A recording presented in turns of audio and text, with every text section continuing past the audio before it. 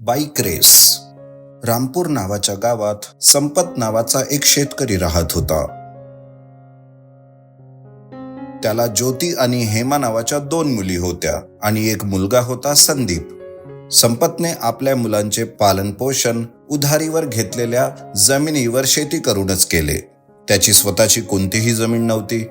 संपतला नेहमी हीच चिंता असायची की तो आपल्या मुलींचे लग्न कसे करणार. तसेच मुलगा संदीप याच्या भविष्याची सुद्धा चिंता त्याला होती, कारण शिक्षणात त्याला रुची नव्हती. संदीप गावात एक मेकॅनिकचे दुकान चालवत असायचा. तो आपल्या दुकानात आलेल्या प्रत्येक बाईकचे टेस्ट ड्राईव्ह करत होता. हे करून तो जाणून घ्यायचा की त्या बाईकमध्ये काय प्रॉब्लेम आहे. त्याची ही रुची बघून त्याचे कस्टमर त्याला म्हणायचे, तुला इथे भारतात नाही तर ऑस्ट्रेलिया किंवा अमेरिकेत असायला हवं होतं. एक दिवस संदीपला त्याचे वडील म्हणतात, बेटा संदीप, तुझ्या बहिणीचे लग्न करायचे वय झालेले आहे आणि माझी कमाई एवढी आहे की मी फक्त घर चालवू शकतो. आता तुझ्या बहिणींसाठी चांगला मुलगा शोधून त्यांचे लग्न करायचे आहे. अहो बाबा, तुम्ही कशाला चिंता करता? देव आहे ना, तो रस्ता दाखवणारच. मी आपल्या परीने पूर्ण प्रयत्न करतोय.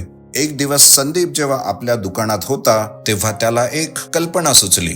मी एक काम करतो, मीच एक अशी बाईक तयार करतो जी जास्त मायलेज देणार आणि पिकअप सुद्धा कमी नसणार. आणि अशा बाईकचे जर डिझाईन मी कोणत्या बाईक कंपनीला विकणार तर मला भरपूर पैसे भेटणार आणि माझी जीवनच बदलणार. संदीपने दुसऱ्या दिवशीपासूनच आपली बाईक पूर्ण करण्याची सुरुवात केली.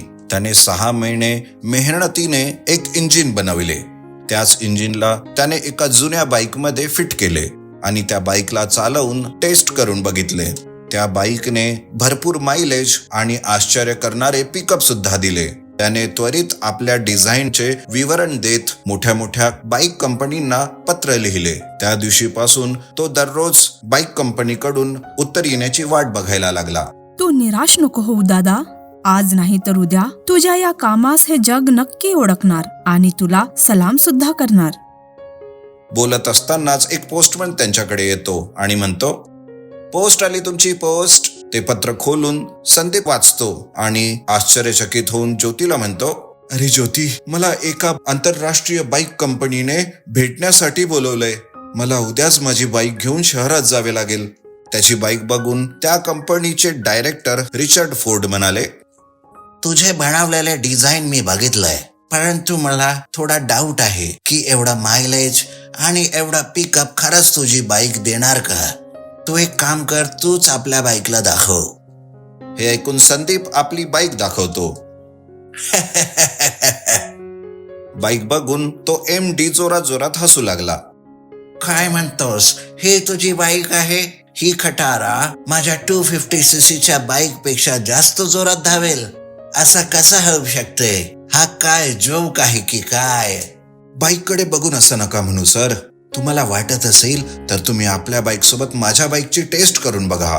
तुझा कॉन्फिडन्स मला चांगला वाटला. उद्याच माझ्या लेटेस्ट हाय एंड बाईक सोबत तुझ्या बाईकची शर्यत लावतो. बघूया काय होतं ते. दुसऱ्याच दिवशी रेसला सुरुवात झाली.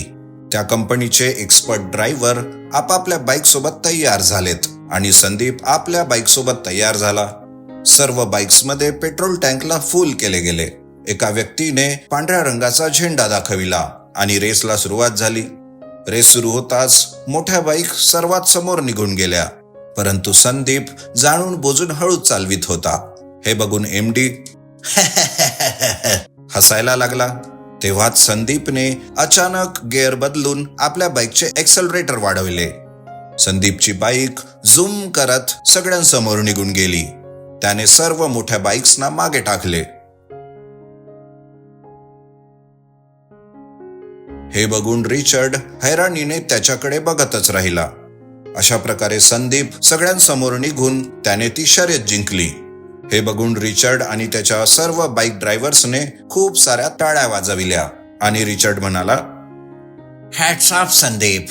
आमच्या तर लक्षातच आले नाही. समजतच नव्हते की हे स्वप्न आहे की खरे आहे. मी स्वप्नातही असा विचार नाही केला की तुझी बाईक एवढी तेज असेल. सोबत सोबत आमच्या सर्व बाईक्स मधला पेट्रोल सुद्धा संपून गेला. परंतु तुझ्या बाईकमध्ये तर अजूनही अर्धा टँक पेट्रोल तसाच उरलेला आहे. मला तुझ्या बाईकचे डिझाईन खूप आवडले. आम्ही ते विकत घेणार. हे ऐकून संदीपने त्यांना प्रणाम केला. संदीपला भरपूर पैसे भेटलेत. त्याने आपल्या दोन्ही बहिणींचे लग्न धूमधडाक्यात केले. हे बघून संपत सुद्धा फार खुश झालेत. दोन्हीही बहिणींनी आपल्या भावाला वंदन केले. हे सर्व करून संदीप वडील संपतला घेऊन अमेरिकेला चालला गेला.